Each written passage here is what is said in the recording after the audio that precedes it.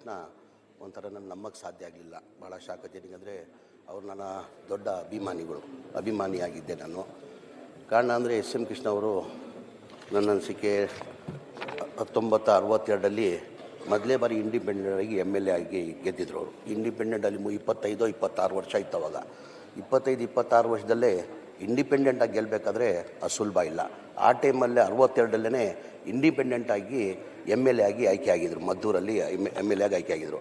ಅದಾದಮೇಲೆ 1968 ಮೊದಲೇ ಬಾರಿ MP ಆಗಿ ಸೋಷಲಿಸ್ಟ್ ಪಾರ್ಟಿಯಿಂದ MP ಆಗಿ 35 ವಯಸ್ಸಲ್ಲಿ MP ಆಗಿ ಆಯ್ಕೆ ಆಗಿದ್ದರು. ಅಷ್ಟು ಸುಲಭದಿಲ್ಲ. ಆ ಟೈಮಲ್ಲೇ 35 ವರ್ಷದಲ್ಲೇ ಅವರು MP ಆಗಿದ್ದರು. ಆಮೇಲೆ ಕೇಂದ್ರದಲ್ಲಿ 1972 ಕೇಂದ್ರದಲ್ಲಿ ಮಿನಿಸ್ಟರ್ ಆಗಿದ್ದರು. 89 19ವರೆಗೂ ಕರ್ನಾಟಕದಲ್ಲಿ ಸ್ಪೀಕರ್ ಆಗಿ ಕೆಲಸ ಮಾಡಿದ್ದಾರೆ. 94 ಮುಖ್ಯಮಂತ್ರಿಯಾಗಿ 94 ಮುಖ್ಯಮಂತ್ರಿಯಾಗಿ ಕೆಲಸ ಮಾಡಿದ್ದಾರೆ. ಆಮೇಲೆ ಚೀಫ್ ಮಿನಿಸ್ಟರ್ ಆಗಿ 99 2004ವರೆಗೂ ಚೀಫ್ ಮಿನಿಸ್ಟರ್ ಆಗಿ ಕೆಲಸ ಮಾಡಿದ್ದಾರೆ. ಗವರ್ನರ್ ಆಗಿ ಕೆಲಸ ಮಾಡಿದ್ದಾರೆ. ಕೇಂದ್ರದಲ್ಲಿ ಮಂತ್ರಿಯಾಗಿ ಕೆಲಸ ಮಾಡಿದ್ದಾರೆ. ಆಮೇಲೆ ರಾಜ್ಯಸಭಾನೂ ಆಗಿದ್ದರು, MLCನೂ ಆಗಿದ್ದರು, MP ಆಗಿದ್ದರು, MLAನೂ ಆಗಿದ್ದರು. ರಾಜಕಾರಣದಲ್ಲಿ ಭಾಳ ಕಡಿಮೆ MLA ಆಗೋರು, MLC ಆಗೋದು ಸಹಜ. ಅಂದರೆ ಇವರು MLAನೂ ಆಗಿದ್ದರು, MPನೂ ಆಗಿದ್ದರು,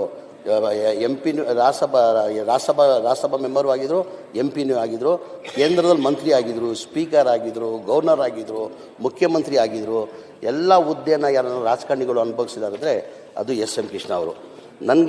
ನಾನಿವತ್ತು ಇಲ್ಲಿ ತಮ್ಮ ಮುಂದೆ ನಾನು ಮಂತ್ರಿಯಾಗಿ ನಿಲ್ಲಬೇಕಂದ್ರೆ ನಾನು ಅವ್ರು ಎಸ್ ಎಂ ಕೃಷ್ಣನೇ ಅವಕಾಶ ಮಾಡಿಕೊಟ್ಟಂಗೆ ನನಗಂತ ನಾನು ಭಾವಿಸ್ತೀನಿ. ಕಾರಣ ಅಂದರೆ 2004 ನಾನು ಮೊದಲೇ ಬಾರಿ ಎಲೆಕ್ಷನ್ ಇದ್ದೆ. ಜಯನಗರಲ್ಲಿ ಎಲೆಕ್ಷನ್ ಇತ್ತು. ರಾಮಲಿಂಗಾರೆಡ್ಡಿ ಅವ್ರ ಮೇಲೆ ಎಲೆಕ್ಷನೆಲ್ಲ ಸೋತೆ. ಸೋತಾದಮೇಲೆ ನನ್ನ ಕನಸಲ್ಲೂ ಯೋಚನೆ ಮಾಡಿರಲಿಲ್ಲ ತಿರ್ಗಾ ನನಗೆ ಅವಕಾಶ ಸಿಗ್ತದೆ ಇಷ್ಟು ಬೇಗ ಅಂತ. ನನ್ನ ಕನಸಲ್ಲೂ ಯೋಚನೆ ಮಾಡಿಲ್ಲ. ಚಾಮರಾಜಪೇಟೆಯಲ್ಲಿ ಎಸ್ ಎಂ ಕೃಷ್ಣ ಅವ್ರು ಗೆದ್ದಿದ್ರು. ಚಾಮರಾಜಪೇಟೆ ಕ್ಷೇತ್ರದಿಂದ ಎಸ್ ಎಂ ಕೃಷ್ಣ ಅವ್ರು ಗೆದ್ದಿದ್ರು. ಹಾಗಾಗಿ ಅವ್ರು ಗವರ್ನರಾಗಿ ಅವಕಾಶ ಸಿಕ್ಕಿದ್ದಕ್ಕೆ ಇಲ್ಲಿ ರಾಜೀನಾಮೆ ಕೊಟ್ಟು ಚಾಮರಾಜಪೇಟೆ ರಾಜೀನಾಮೆ ಕೊಟ್ಟಿದ್ದಕ್ಕೆ ನಾನು ಅಲ್ಲಿ ಗೆದ್ದೆ. ಇಲ್ಲ ನನ್ನ ಗೆಲ್ಲಕ್ಕೆ ಸಾಧ್ಯ ಆಗ್ತಾಯಿಲ್ಲ, ನಿಲ್ಲಕ್ಕೆ ಸಾಧ್ಯ ಆಗ್ತಾಯಿಲ್ಲ. ಅವ್ರು ರಾಜೀನಾಮೆ ಕೊಟ್ಟಿದ್ದಕ್ಕೆ ನಾನು ಗೆದ್ದಾದಮೇಲೆ ಈಗಲೂ ನನ್ನ ಜ್ಞಾಪನ ಇದೆ. ಎಸ್ ಎಂ ಕೃಷ್ಣ ಅವ್ರು ನನಗೆ ಫೋನ್ ಮಾಡಿದರು. ಕಂಗ್ರ್ಯಾಚುಲೇಷನ್ ಕಣಪ್ಪ, ನೀನು ಗೆದ್ದಿದ್ಯಾ, ನಾವು ನಿಂಗೆ ಒಳ್ಳೇದಾಗಲಿ, ಮಹಾರಾಷ್ಟ್ರಕ್ಕೆ ಒಂದು ಸತಿ ಬಂದೋಗು, ಗವರ್ನರ್ ಮನೆಗೆ ಬಂದೋಗು ಅಂತ ಅವ್ರು ಕೇಳ್ಕೊಂಡ್ರು. ನಮ್ಮದು ಅವ್ರ ಸಂಬಂಧ ಹೆಂಗಂದರೆ ನಮ್ಮ ತಂದೆ ಕಾಲದಿಂದನೇ ನಮ್ಮ ನ್ಯಾಷನಲ್ ಟ್ರಾವೆಲ್ಸ್ ಅಂತ ಬಸ್ ಇತ್ತು. ಆ ಕಾಲದಿಂದ ಮದ್ದೂರು ಕುಣಗಲ್ಗೆ ಬಸ್ ಅಡ್ಡಾಡ್ತಾಯಿದ್ರು. ಆ ಟೈಮಿಂದ ನಮಗೂ ಅವ್ರ ಸಂಬಂಧ.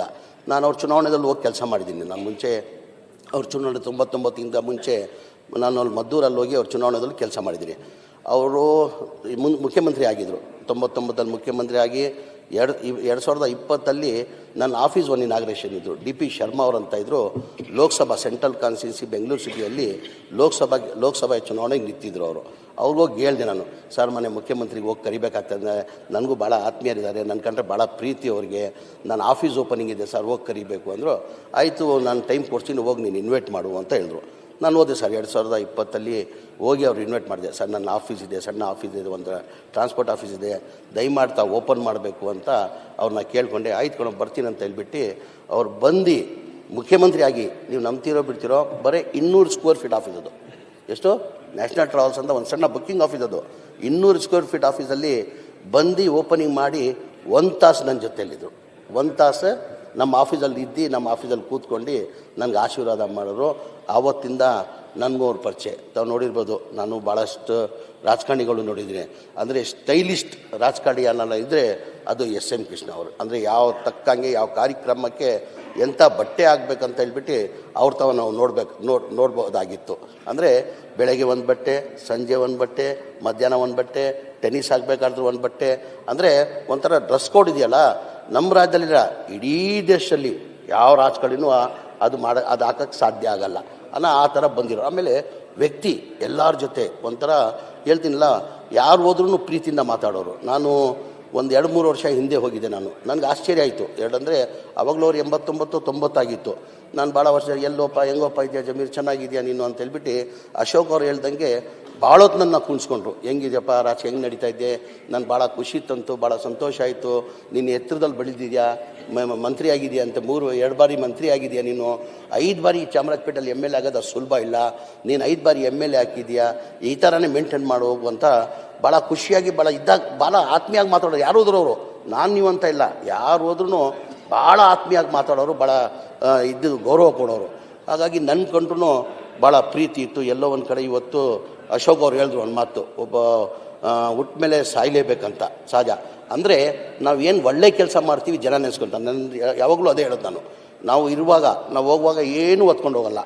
ಒಳ್ಳೆ 4 ಕೆಲಸ ಮಾಡಿದ್ರೆ ಜನ ನೆನೆಸ್ಕೊಂಡು ಕಣ್ಣಲ್ಲಿ ನೀರಾಗಬೇಕು. ಇವತ್ತೆಲ್ಲ ನಾವೆಲ್ಲ ಏನಕ್ಕೆ ಎಸ್ ಎಂ ಕೃಷ್ಣ ನೆನೆಸ್ಕೊತೀವಿ ಅಂದರೆ ಅವ್ರ ವ್ಯಕ್ತಿ ಆ ಥರ ಇದ್ದರು. ಅವ್ರು ಮಾಡಿರೋ ಕೆಲಸಗಳು ಇಡೀ ದೇಶ, ನಮ್ಮ ರಾಜ್ಯಕ್ಕೂ ಮಾಡಿದ್ದಾರೆ, ಕೇಂದ್ರದಲ್ಲಿ ಮಂತ್ರಿಯಾಗಿ ಅಲ್ಲೂ ಸೇವೆಯನ್ನು ಸಲ್ಲಿಸಿದ್ದಾರೆ. ಅವ್ರು ಇಷ್ಟೇ ಹೇಳೋದು ನಾನು, ಅವ್ರ ಕುಟುಂಬಕ್ಕೆ ಎಷ್ಟು ನೋವಾಗಿದೆ ಅದು 2 ನೋವು ನಮಗೂ ಆಗಿದೆ. ಅವ್ರು ಭಾಳಷ್ಟು ಅಭಿಮಾನಿ, ಬರೀ ನಮ್ಮ ರಾಜ್ಯದಲ್ಲಿಲ್ಲ, ಇಡೀ ದೇಶದಲ್ಲಿ ಅವ್ರ ಅಭಿಮಾನಿಗಳಿದ್ದಾರೆ. ಕರ್ನಾಟಕ ರಾಜ್ಯದಲ್ಲಿ ಹೆಚ್ಚಿನ ಸಂಖ್ಯೆಯಲ್ಲಿ ಅವ್ರ ಅಭಿಮಾನಿಗಳಿದ್ದಾರೆ. ನಾನು ಇಷ್ಟೇ ಭಗವಂತಂತೆಲ್ಲ ಪ್ರಾರ್ಥನೆ ಮಾಡೋದು, ಅವ್ರ ಆತ್ಮಕ್ಕೆ ಶಾಂತಿ ಸಿಕ್ಕಲಿ, ಅವ್ರ ಅಭಿಮಾನಿಗಳಿಗೆ, ಅವ್ರ ಕುಟುಂಬಕ್ಕೆ ಈ ಆಗಿರೋ ಘಟನೆನ ಸಹಿಸ್ಕೊಳ್ಳೋದು ಶಕ್ತಿ ಕೊಡಲಿ ಅಂತ ಭಗವಂತ ಪ್ರಾರ್ಥನೆ ಮಾಡಿ ನನಗೆ 2 ಮಾತಾಡೋಕ್ಕೆ ಅವಕಾಶ ಕೊಟ್ಟಿದ್ದು ತುಂಬ ಮನಸ್ಸಿನ ನಾನು ಮಾತು ಮುಗಿಸ್ತೀನಿ.